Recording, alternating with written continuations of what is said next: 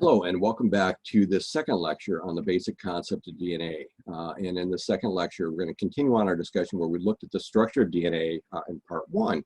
Now we're going to start to look at some of the genetic properties, so basically how is information coded within the DNA molecule. And so if we take a look at this, what we're going to see is that the genetic message is coded within the nucleotide sequence. So we said that those nucleotides were A's, the T's, and the G's and the C's. And this is where the information is going to be stored.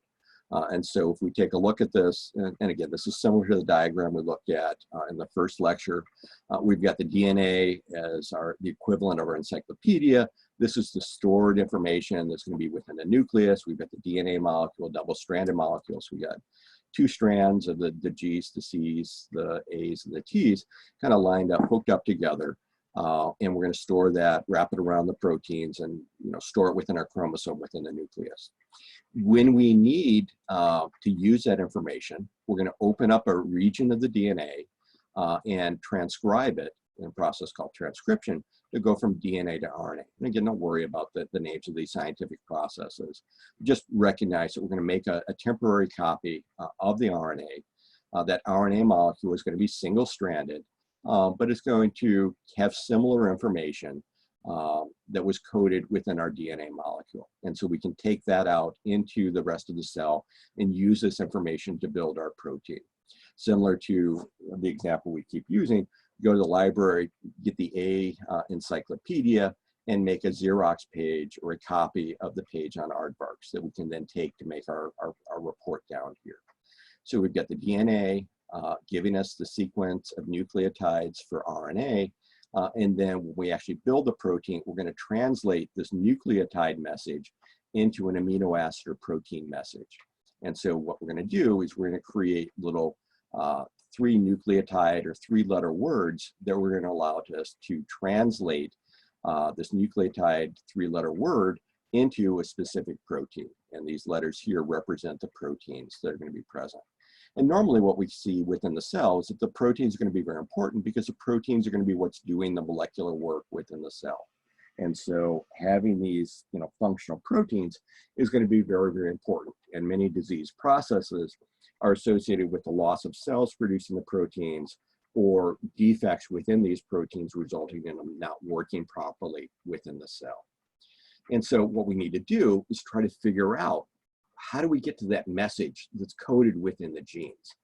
And so what we can see is that the genes, the A's, the T's, the G's, and the C's are going to be put in a specific sequence of the DNA with a unique function. So it's going to have a unique function or a unique message for that. So the portion of the DNA molecule, as we saw up here, is going to code for the RNA, and that RNA then is going to contain the information for building the correct sequence of amino acids into our protein. And so we've talked about this, and I'm oversimplifying this a little bit, or potentially oversimplifying this a lot. There's a lot of other regions of the DNA that are important for doing other things within the cell, regulating activity, things like that. There are other types of RNA that are found in the cell. I'm not worried about that for the purposes of this course. We're just looking at the kind of simple explanation for how this works, because I think this is going to be important as we try to apply this genetic information to specific types of questions that we have, specific scientific and ethical dilemmas going forward.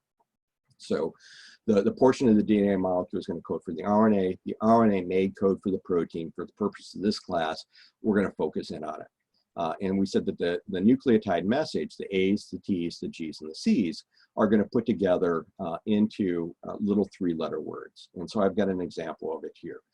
I'm a biologist. I know the A's, the T's, the G's, and the C's. I know the amino acids, things like that. I don't want you to have to worry about that. And so what we're going to do is we're going to assume that we're going to have kind of letters that are going to correspond to this. And we're going to look at this in the range of little 3-letter words that are going to give us a message that means something to us. And so normally there's going to be a special message that says to go to the start. And so I'm going to count this as a plus go. So, a plus is a symbol, and a GO, that's a little, 3-character message there. And we're going to have something that tells us we're done. And so I'm going to have a 3-letter word down here that tells us at the end.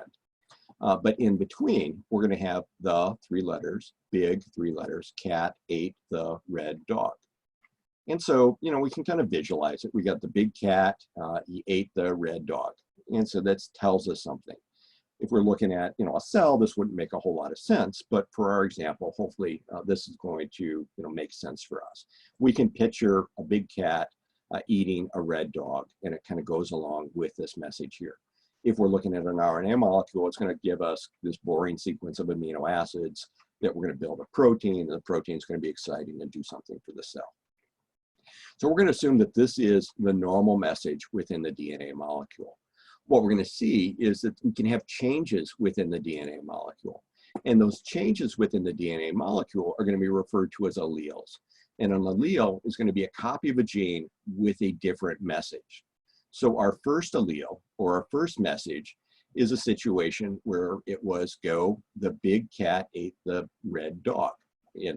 So we've got this kind of picture in our mind as to what's going on. We could have a second allele. I'm sorry, there's a truck driving outside, so I'll pause for a second so you can hear me. The second allele, we've got this mutation, or this change in the message, change in the sequence of nucleotides, or change in the sequence of the letters here, that changes the message. In this case, the fat cat ate the red dog. And we take a look at this, and we can imagine a big cat, and we can imagine a fat cat. In many cases, they may be kind of similar to one another. So in this case, changing it from big to fat may not have altered the overall message that we're trying to say within the sequence of DNA when we're taking a look at that.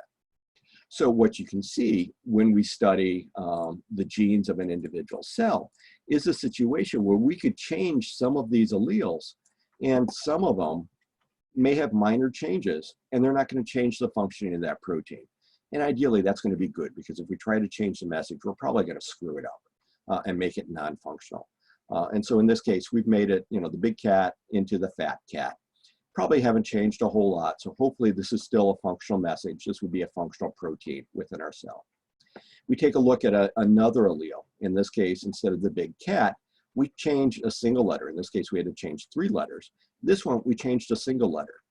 We went from the big cat ate the red dog up here to the big rat ate the red dog. Now, we can picture this very differently. We got a big rat. Now he's going to eat the red dog, so it must be a really, really big rat. This may or may not have changed the message. This may or may not have changed the protein that we've gone through, but we have a different message. And this different message can be recognized as being different from our first allele. And so this is something we can study and determine whether or not it's related to the protein, or we can take a look at it and say, okay, what message do you have in your DNA? What message do your siblings have in your DNA? What message do your parents have in your DNA? And by studying that, you can indicate, you know, how closely related individuals are to one another. And so we can start to study individuals by studying the messages or the sequence of the nucleotides or the letters within the message that we're looking at.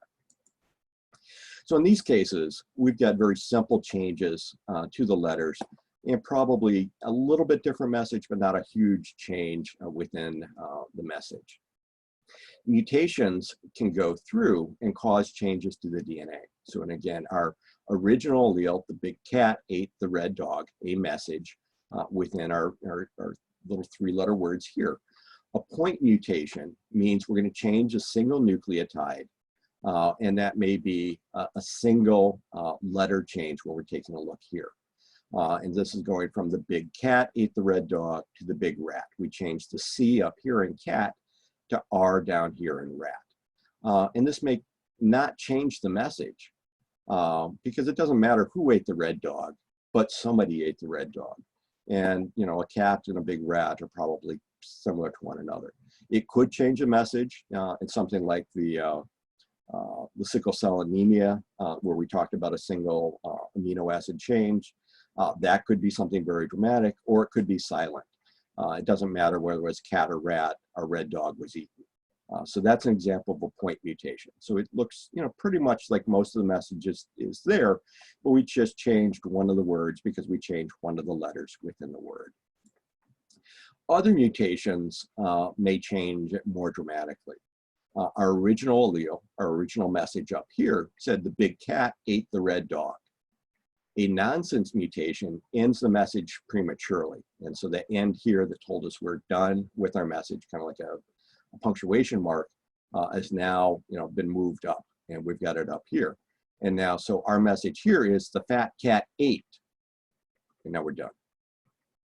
We have no idea what the fat cat ate. We have no idea whether it should have eaten it. We have no idea. So in this case, we've truncated the message, we've cut it off early, and we have no idea what this message actually meant. In the situation where this was a DNA molecule, if we had this nonsense mutation, we could have a situation here where we built part of the protein, we stopped it prematurely, but we don't have any of the rest of protein being produced. So this is probably a non-functional protein. This is something, the message is bad, and it's not going to allow the cell to do what the cell needs to do. So that, is potentially bad for the cell and for what the cell is going to be doing. I'm sorry. Another example is a frame shift mutation. So in this one, we move the end all the way up here, indicating that the nonsense, we're prematurely ending the message. A frame shift mutation is we're basically going to take this little star here, this little asterisk, and we're going to insert it in here. But we know that we read these as little 3-letter words.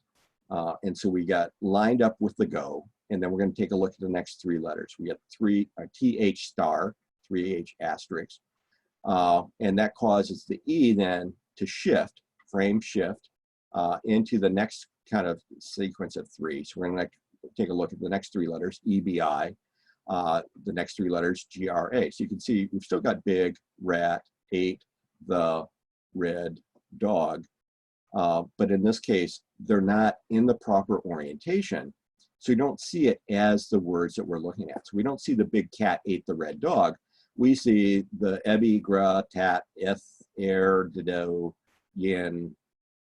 We take a look at this. This message looks absolutely nothing like the message up here. And this is definitely screwed up. And so if we're looking at a DNA molecule where this one is coding for a protein that's going to be important for the cell, if this is the message the cell has, this is the information that they're pulling out of that encyclopedia, they're not going to get anything near what they had up here. So this, again, is going to be another example of a mutation that very dramatically changes the message of the cell, message that the cell is able to use to build its proteins.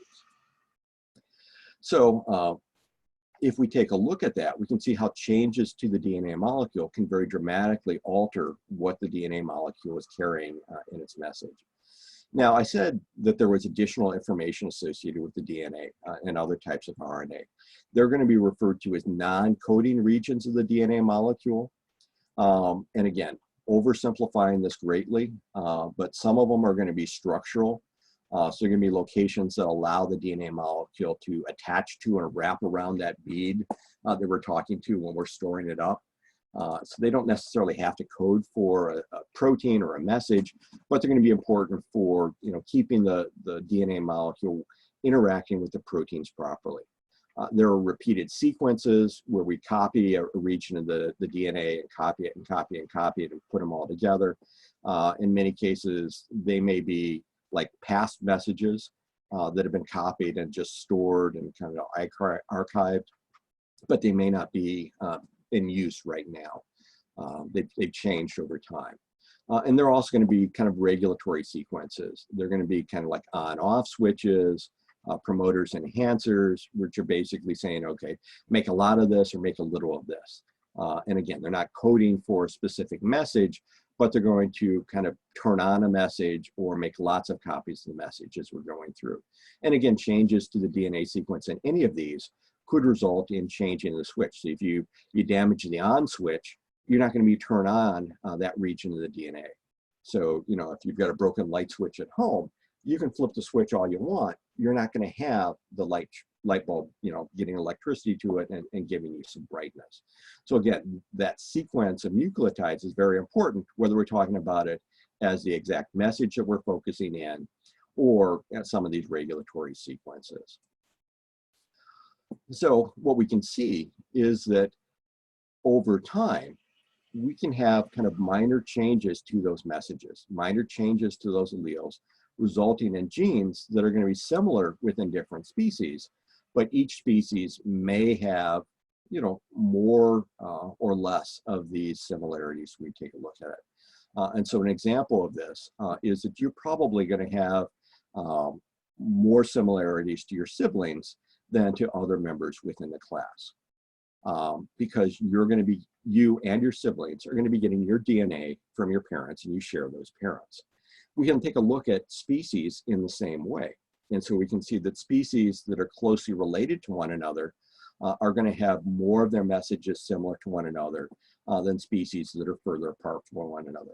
So humans and chimps are going to have lots of messages that are going to be the same, but humans and gibbons are going to have some messages that are the same, but they're going to have some differences that are going to be present in them as well. And so because of that, we can study those similarities and distant differences and begin to understand kind of how related people are, or how closely related different species are to one another. And again, that's looking at some of the applications of the DNA that we have possible to us.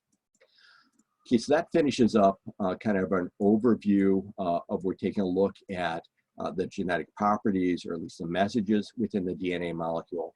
The next thing we need to take a look at is going to be heredity. So how this DNA information is going to be passed down from parent to offspring. So as always, come back for part 3, come back and we'll learn about heredity. If you have any questions, feel free to email me. Thank you and have a great day.